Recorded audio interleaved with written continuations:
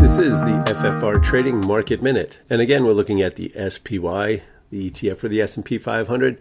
And since our last report, we did hit that second downside target. So here was the first target. Here was the second downside target.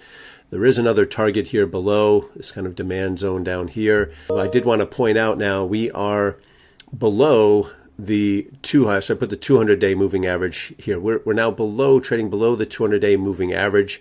Once we hit the target here on this day, which was Friday, you can see the RSI was oversold, but you do have to be careful now, and we did get a bounce. Right, but you can see that bounce is much more short-lived than normal because we're below the 200-day. So we don't want to use this too much as a buying tool when prices are below the 200-day moving average as opposed to above. Institutions like to buy when stocks are below their 50-day but above the 200-day. It's kind of a sweet spot for them.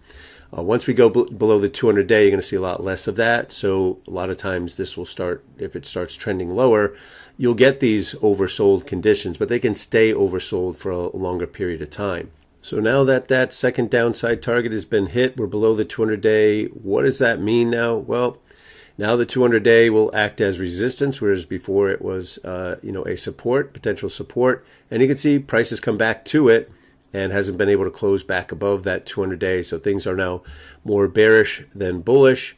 And so the next downside target would be down here. And to the upside, we've got the 200-day will be now resistance. It's a roll reversal.